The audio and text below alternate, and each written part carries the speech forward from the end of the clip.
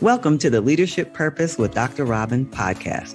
I'm your host, Robin L. Owens, PhD, and this is where we dive in each week to give advice, tools, and tips for high-achieving, purpose-minded women who've written nonfiction books and want to amplify their message beyond the book.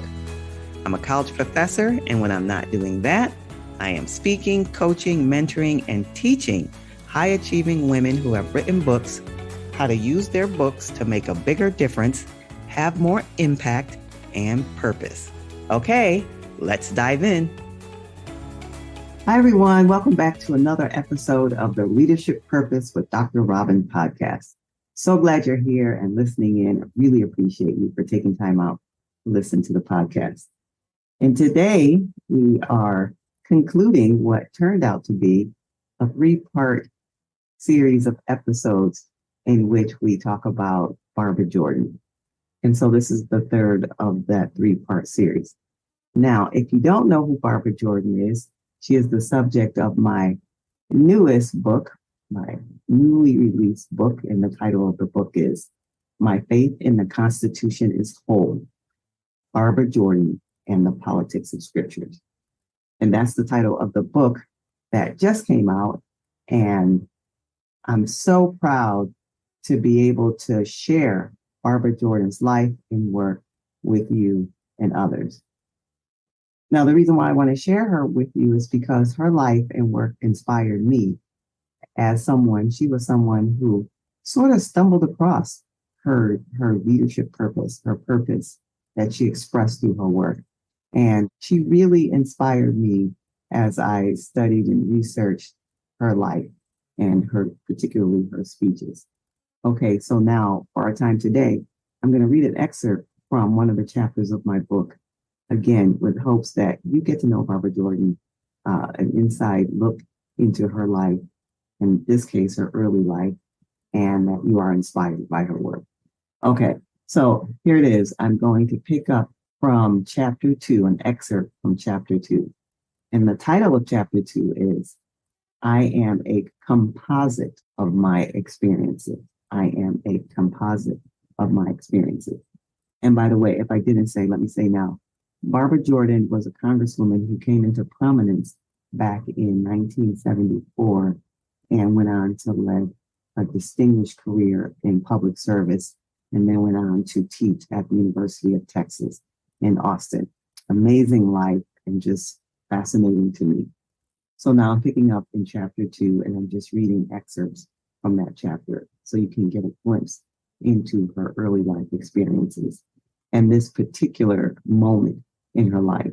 And hopefully you will be inspired by it. Okay, here we go. I introduced 2 concepts that the social psychologist Dan McAdams in his life story theory refers to as defining moments and nuclear episodes.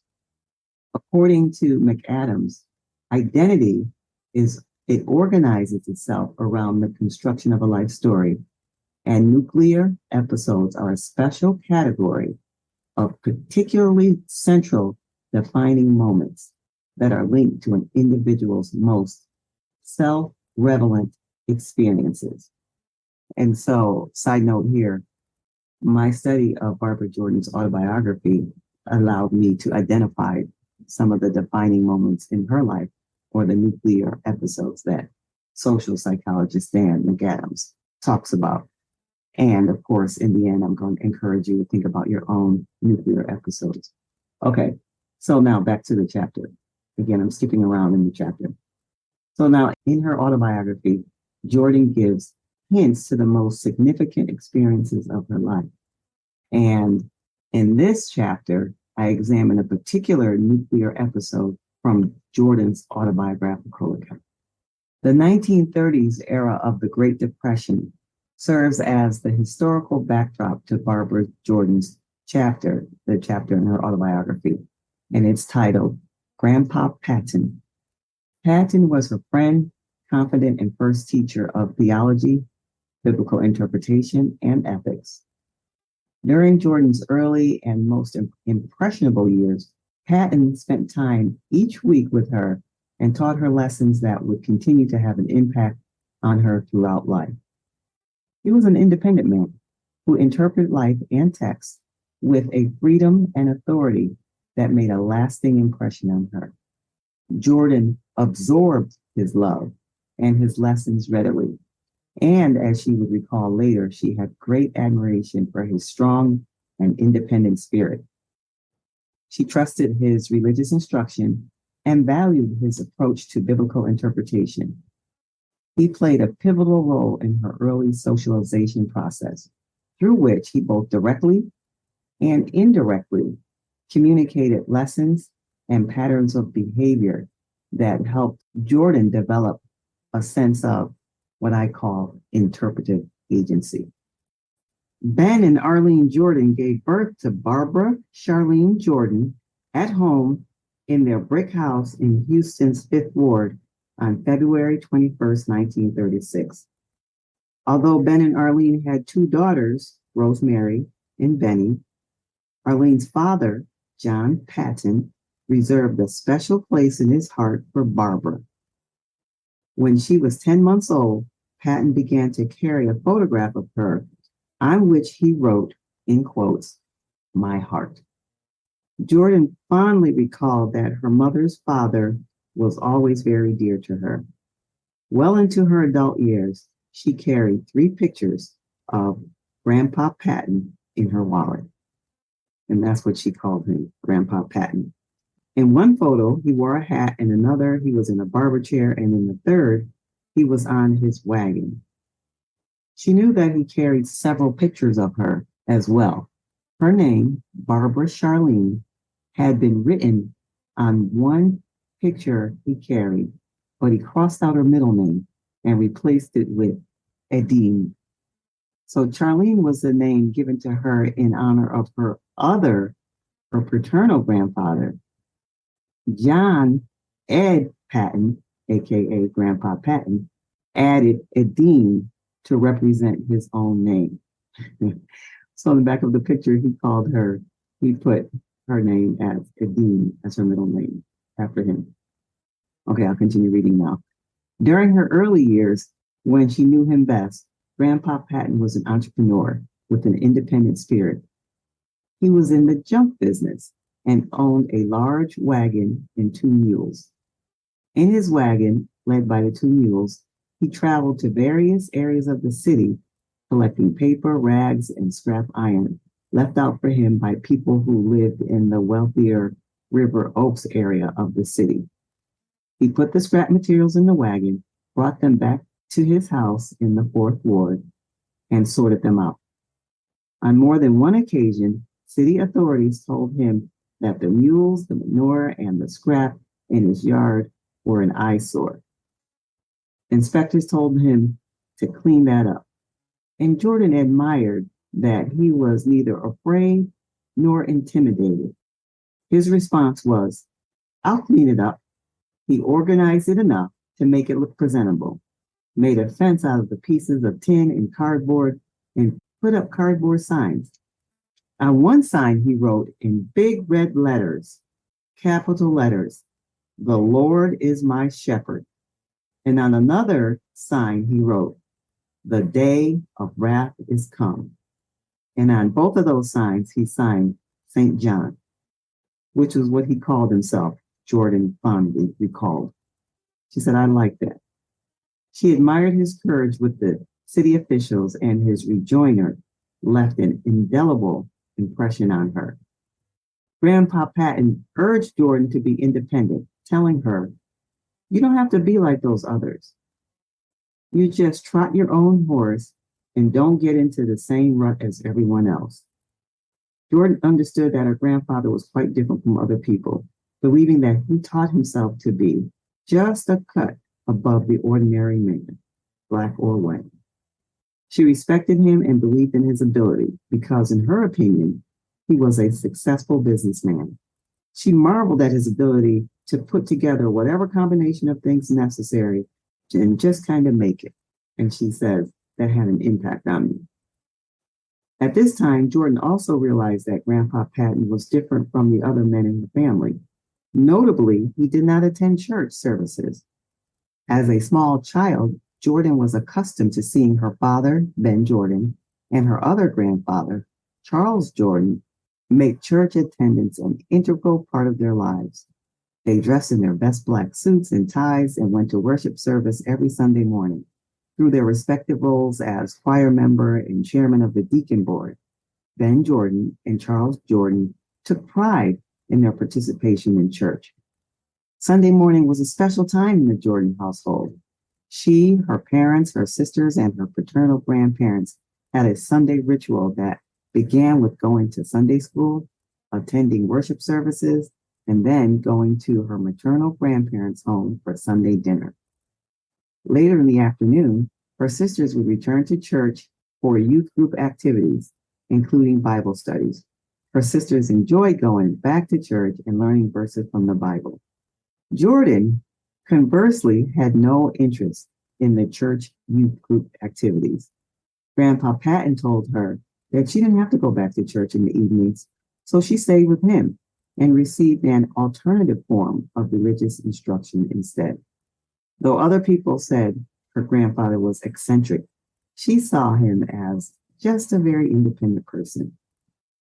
From stories passed down through the family, Jordan learned that sometime long before she was born, church had been an important part of her grandfather's life. He had even once served as a preacher, but he had an unresolved dispute and never returned to church. On those Sunday evenings when the others had gone back to church, she and Grandpa Patton had conversations that remained etched in her memory. Patton gave her not only religious guidance, but also instructions on how to live life. She appreciated her grandfather's approach because he was the only one, and this is what she says in quotes, he was the only one who talked to me, because mostly what adults would do to children is to give them catechism in some form or another. But in terms of instruction on how to live life, that was missing, end quote. In addition to practical lessons about how to live life, Grandpa Patton taught her how to use the Bible and other texts to gain insight and understanding. During their visits, they talked for a while and he read from the Bible. He also read passages that he had written in red ink and placed the inserts in the Bible. And when he read the passages he had written on the inserts, he told her that they came from the Gospel according to St. John, after himself. She recalled one passage, and this is a quote from her, she says, as clearly as the day he first read it. And she didn't know who wrote it, but he read it to her and had her recite it back to him with some regularity. And the passage read, quote, just remember, the world is not a playground, but a schoolroom. Life is not a holiday, but an education. One internal lesson for us all to teach us how better we should love, end quote. She remembered the text fondly, noting, that was a nice sentiment. Grandpa Patton had also helped her understand lessons from the Bible. He told her that the message of Christ was for her to be self-sufficient. She felt like she could understand Jesus and God better from her grandfather talking more than she could from church because he communicated in a language that made it easier for her to comprehend. He taught her that the way to follow Christ is to follow the plan of action that Christ set for her. She understood that to mean that the path of Christ is one of an overwhelming degree of self-sufficiency. She understood her grandfather's teaching about the message of Jesus. And this is what she said the message he taught her was, quote, don't get sidetracked and be like everybody else. Do what you're going to do on the basis of your own ingenuity, end quote. He also warned her about whom to trust and admonished her to think for herself and make decisions on her own. Although along these lessons, her grandfather stressed the importance of loving all humanity, even if she could not trust it. For him, this compassion was the message of Jesus. Grandpa Patton had given Jordan specific lessons about God and power. He explained to her that God is a power that controls all of us. Indeed, power was a word that remained in Jordan's mind when she thought about her grandfather's theological instruction, as she recalled. A conversation she once overheard between her father and his minister friend also stood out in her memory. She took offense to the comments by the minister, who referred to a man who had left the church as having, quote, gone down from Jerusalem, end quote. She recalled, quote, he kept talking about when you leave the church, you go down from Jerusalem. And I remember thinking, you idiot, my grandfather's going to be there opening the gates for you. She continues, I was always proud of my grandfather. The minister thought of my grandfather in a negative light because of his disassociation from the church. But Jordan viewed her grandfather as extraordinarily special because of his theological and biblical insight and wisdom, despite his strained relationship with the church. When Grandpa Patton used biblical verses to fight against the city officials, an act that Jordan greatly admired, he was implicitly teaching her that text could be used to communicate a message of resistance. He was a philosopher, theologian, teacher, and mentor to young Barbara. Above all, he loved her and made her feel special. As a result, he had a tremendous influence on her early life, and he instilled in her a sense of agency as she interpreted her own text and gave her a sense of authority and freedom and flexibility to read and interpret not only the Bible, but other texts and society on her own. Okay, so that's the end of the excerpt of the chapter entitled, I Am a Composite of My Experience. Now, in this chapter in the book, it's just one segment to help the reader understand how Barbara Jordan, who later becomes famous because of the way she uses the Constitution in her work and in her speeches. And the title of my book, My Faith in the Constitution is Whole, is a segment from one of the most famous speeches she delivered as a congressperson, and how she helped make a huge difference and make an impact on the work she was doing then. So the larger part in the book, I'm connecting this early life experience with Grandpa Patton and how she learned how to use text in a way to fight back, to use political power, and to create a language that's not so direct, but it is directly impacting the situation. All right, so now that was for you to have an idea of some of the work that's in the book, some of the chapters that's in the book, and this is about her early life experience, but it was taken from a particular defining moment or nuclear episode, as social psychologist Dan McAdams calls them. And he says you can get insights into your life when you look at these episodes. So now here's a little a question for reflection for you to think about your early life experience with individuals, maybe not a Grandpa Patton or someone in your early life experience who had such an impact on you that later their lessons and their teachings impact you in the work that you're doing today, and the work that helps you have a sense of purpose. So that's the reflection for you to take with you. And that was the excerpt from chapter 2 of my book. And if you want to get the rest of the book, of course, I encourage you to read it, because Barbara Jordan's life is just fascinating. And you can get that book wherever books are found, but I'll put the link in the show notes here. So I encourage you to get it. The title of the book, again, from her famous speech, is My Faith in the Constitution is Whole. All right. And now this ends our 3-part series on Barbara Jordan. And I look forward to being here and talking with you next time. And until then, this is Dr. Robin. Thank you for tuning in to this episode of the Leadership Purpose with Dr. Robin podcast. If you enjoyed it, head on over and rate and subscribe so you never miss an episode. New episodes drop every week, and I can't wait to hang out with you again soon. Meanwhile, this is Dr. Robin signing off. See you next time.